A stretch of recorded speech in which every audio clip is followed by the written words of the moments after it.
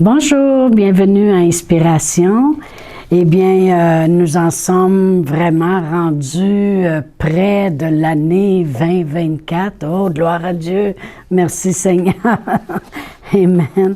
Et j'espère que vous avez eu un bon temps à Noël et que vous vous préparez aussi pour des belles rencontres pour ce nouvel an qui va commencer. Amen. Alors, une super de belle année 2024 devant nous, dans le nom de Jésus. Aujourd'hui, on va continuer et terminer nos capsules là où Dieu est. Et on va juste faire une petite récapitulation. Dans notre première capsule, on a vu que là où Dieu est sur la terre, eh bien, faut avoir un esprit de pèlerin parce qu'on veut être là où Dieu nous demande d'être. C'est là que Dieu est. On a vu aussi dans notre deuxième capsule qu'on ne peut pas se promener sur la terre puis être utilisé de Dieu en ayant toujours la nostalgie de nos racines lorsqu'il nous demande de bouger et de faire quelque chose. Et dans notre troisième capsule, on a vu que là où Dieu est, c'est dans l'amour. Amen. L'amour a été démontré par la venue de Jésus. On vient de fêter Noël. L'amour de Dieu envers l'humanité, le plus grand geste humanitaire qui existe, c'est que Dieu ait envoyé son Fils. Amen. Et dans l'amour, il n'y a plus de crainte parce qu'on peut s'attendre d'être pris soin, de voir les miracles et la main de Dieu.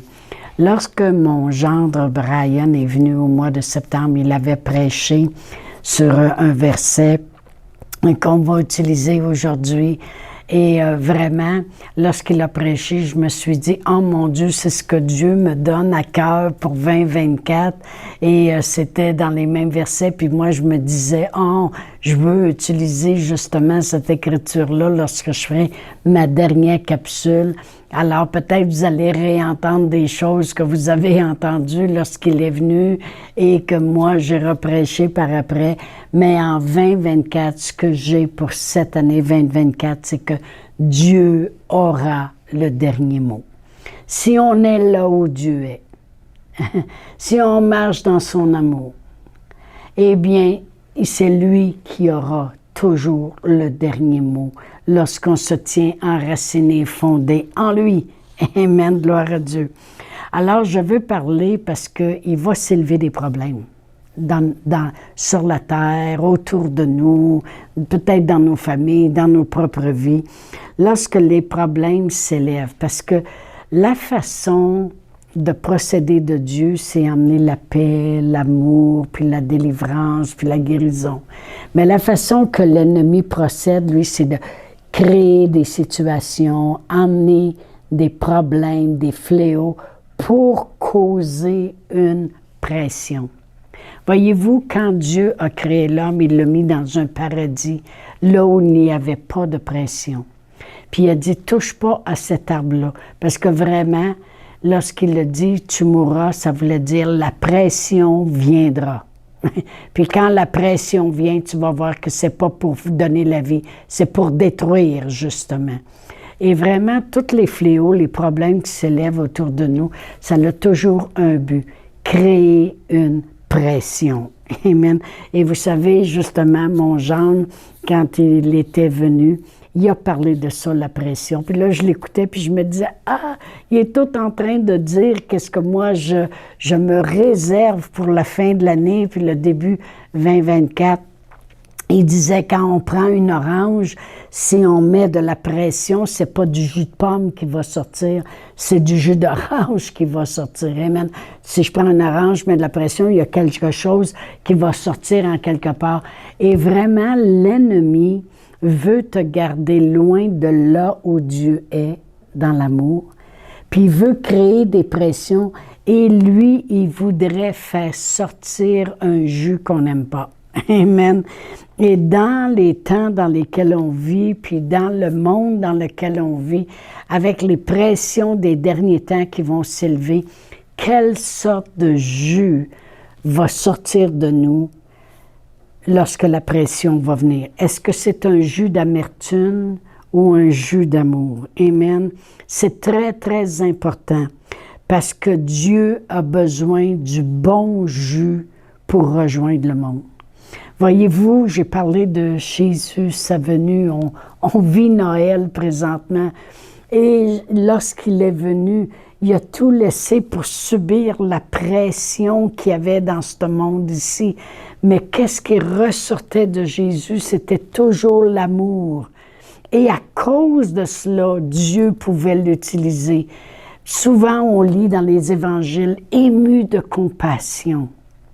Ému de compassion, Jésus les guérissait. Ému de compassion, voyant la foule qui les suivait depuis 3 jours. Ému de compassion, il les nourrissait et prenait soin. Quelle sorte de jus va sortir de nous? C'est très important parce que est-ce que Dieu, c'est impossible à Dieu de nous utiliser si c'est de l'amertume qui sort de nous? Lorsque la pression vient.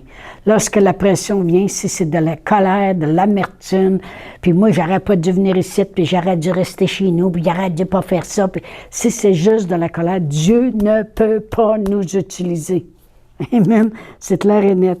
Même dans Matthieu 24, lorsqu'il demande à Jésus quand est-ce que la fin des temps viendra, puis Jésus leur parle qu'il va y avoir des guerres, des bruits de guerre, puis toutes ces choses-là. Au verset 12, Jésus leur dit « L'amour de plusieurs se refroidira ». Et c'est pour ça qu'à la fin des temps, ça devient difficile. C'est que le monde devient blasé, le monde devient trop marchant sous la pression, puis là, le monde devient recentré. Dieu a de la misère à les faire bouger. Il a de la misère à les sortir de leurs racines. Est-ce qu'ils disent, bon, ben là, moi, j'ai ma petite vie, puis mes affaires, puis si ça va mal ailleurs, ben moi, je m'arrange pour que ça y aille bien chez nous. C'est comme ça devient de plus en plus difficile. Et l'amour envers le monde se refroidit. C'est pas moi qui le dis, c'est Jésus. Il dit à la fin, à cause de l'iniquité, à cause des choses qui vont se passer, l'amour de plusieurs se refroidira. Autrement dit, plus que la pression va venir, quel est le jus qui va ressortir? Pourquoi je parle de pression en cette fin d'année? C'est parce que même en 2023 puis les autres années auparavant, on a tous subi des pressions de différentes façons. Une personne semble avoir eu plus de pression, une autre pense c'est juste à moi que ça arrive. Un autre regarde l'autre puis dit il y a un quel qui est béni, il y a juste moi que ça va mal. On a tous subi des pressions quelconques à cause que l'ennemi essaie de venir voler ce qui nous appartient. Mais dans 1 Pierre 5, justement les versets que mon gendre avait utilisés, versets 8 à 11, la parole de Dieu nous dit « Soyez sobres et veillez. Votre adversaire, le diable, rôde comme un lion rugissant, cherchant qui il dévorera. Résistez-lui d'une foi ferme. » C'est pour ça que c'est important de parler de la foi. Sachant que les mêmes souffrances sont imposées à vos frères dans le monde. Le Dieu de toute grâce, toutes les grâces, la grâce d'être sauvé, la grâce d'être guéri, la grâce d'avoir la provision, d'être pris soin, de la paix. Le Dieu de toute grâce qui vous a appelés en Jésus-Christ. Il nous a appelés par son Fils Jésus à sa gloire éternelle. Il nous a appelés à une grande gloire qui est éternelle. Après que vous aurez souffert un peu de temps. C'est pas la souffrance, là, Dieu nous fait souffrir des maladies, non. La souffrance de la pression qui est autour de nous, des fléaux, des choses que l'ennemi, là, il le dit lui-même, l'adversaire, le diable, qui rôde à cause des souffrances qu'il nous fait. Dieu dit, il vous perfectionnera lui-même. Dieu veut nous perfectionner. Il vous affermira, il vous fortifiera, puis il vous rendra inébranlable. On veut arriver à cette place d'être inébranlable. Autrement dit, la pression vient, on demeure dans l'amour. On demeure là où Dieu est. Les fléaux s'élèvent, on demeure dans l'amour. Les pressions que ça occasionne fait ressortir l'amour. On est inébranlable. C'est pas la colère qui s'élève. Amen. vous rendra inébranlable. À lui soit la puissance au siècle des siècles. Amen. On a un adversaire dans le monde. Il c'est un intrus qui est venu dans le jardin. Il s'est introduit. Il a réussi à rentrer. Il a réussi à faire fléchir l'homme et puis à rentrer pour vouloir venir détruire. C'est comme mon mari, il dit quand on était jeune, on jouait dans le sable, puis on se faisait des montagnes, puis on passait nos autos, puis toutes ces choses-là. On travaillait des heures à se construire un village, puis tout ça. Puis il dit, le petit voisin, quand il venait avec son pied, il détruisait tout ce qu'on avait fait. C'est exactement ce que l'ennemi veut faire. Dieu a tout créé, des bonnes choses. Chaque jour qu'il a créé quelque chose, ça dit, et Dieu vit que c'était bon. L'ennemi est arrivé, puis lui, il veut tout détruire. Voyez-le comme ça. Puis la parole de Dieu dit, vous avez un adversaire, le diable. Il rôde, puis il veut détruire. Il cause de la pression. Un adversaire, on doit savoir qu'il y a un adversaire dans le monde. Amen. Qui veut nous dévorer. Mais nous, si on est là où Dieu est, il va prendre soin.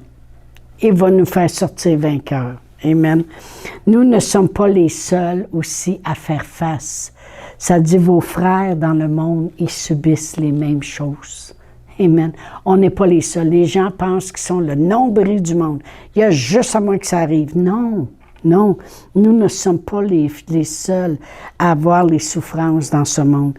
Mais le Dieu de grâce, le Dieu de grâce, de toutes les grâces, il va nous fortifier, il va nous affermir, puis il va nous rendre inébranlables. Souffrir un peu de temps, comme j'ai dit, ce ne sont pas des souffrances que Dieu inflige, mais ce sont des souffrances que l'ennemi veut venir détruire ce que Dieu, lui, avait créé de si bon. Mais dans la Bible Message, et c'est là que j'ai pris le titre de cette capsule, le même passage dit, « La souffrance ne durera pas toujours. » Faut savoir. Vous savez, j'ai déjà prêché là-dessus. Dans Ecclésiaste, ça dit, il y a un temps pour chaque chose. Un temps pour pleurer, puis un temps pour rire. Un temps pour semer, puis un temps pour récolter. C'est des saisons. C'est comme j'ai dit avec la nostalgie des racines. Regardez le passé, pas comme un souvenir pour pleurer, comme une saison. Maintenant, on va rentrer dans notre saison, mais Dieu prépare des projets de paix et non de malheur pour me donner un avenir. Amen. La souffrance ne durera pas toujours. C'est une saison. Ça ne prendra pas de temps pour que notre Dieu généreux, qui a de grands plans pour nous en Christ, des plans glorieux et éternels, vous rétablira sur vos pieds pour de bon. Il aura le dernier mot. Oui, il l'aura. Vraiment, 2024, c'est mon écriture. Et je crois vraiment que c'est l'écriture que le corps de Christ devrait prendre. Dieu va avoir le dernier mot si je demeure là où il est, dans son amour. Tant que je demeure dans l'amour de Dieu, puis que je vois l'amour de Dieu dans ma vie, mais quand la pression vient, l'ennemi essaie de venir voler. La pression, les fléaux viennent, causent une pression, mais c'est l'amour qui va ressortir, parce que c'est là où Dieu est, puis c'est là que je me tiens, dans l'amour. Amen.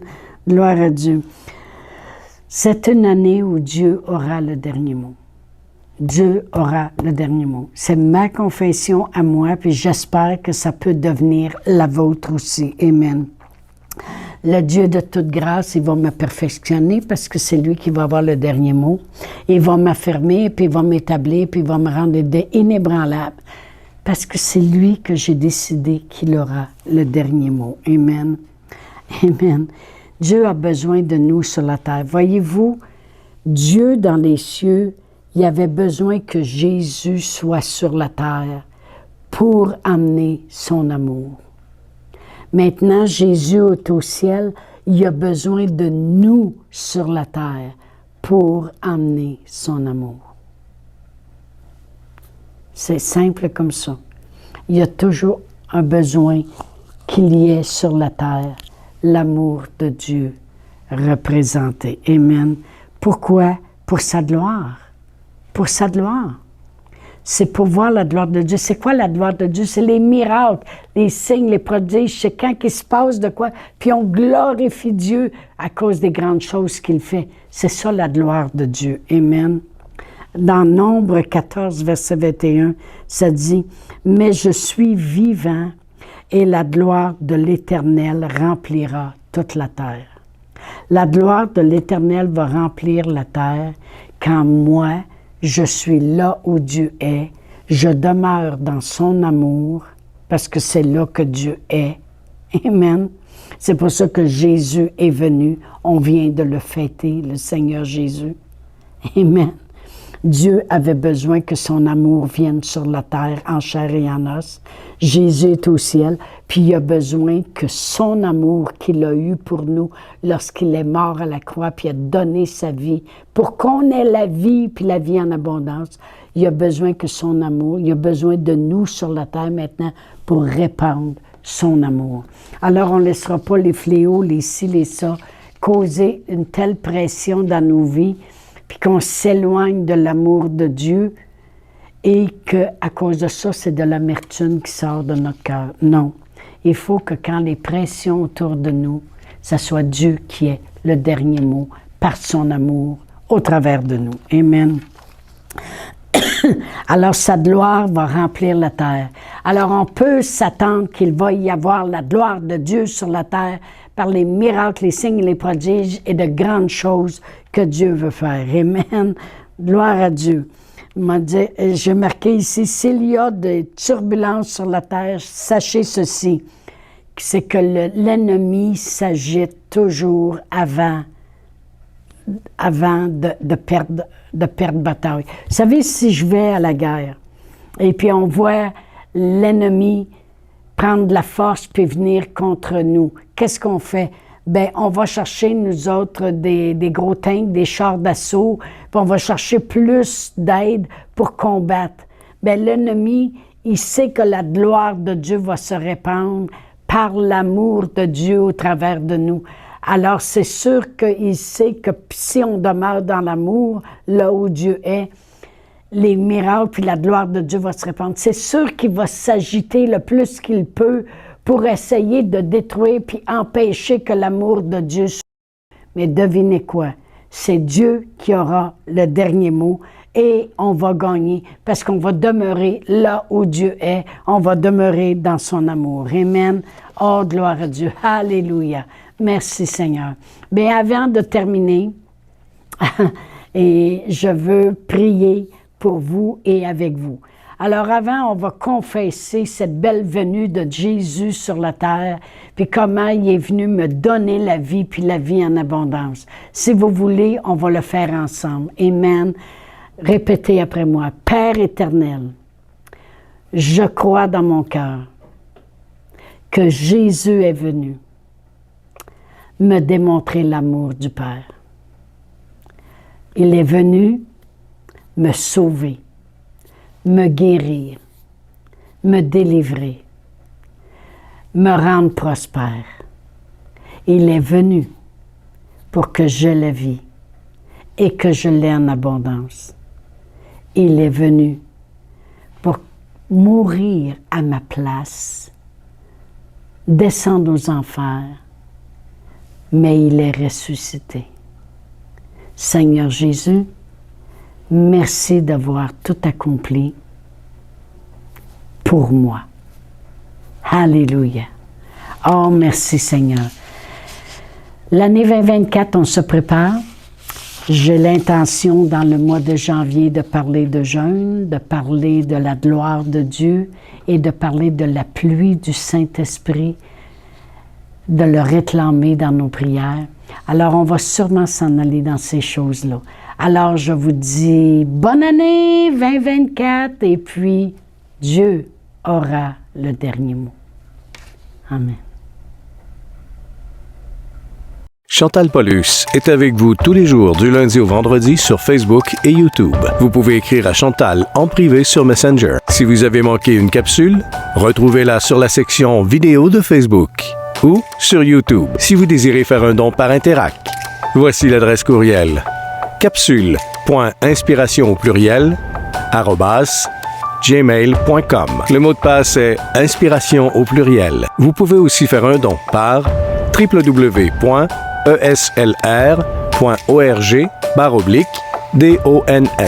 Veuillez indiquer en mémo Capsule Inspiration.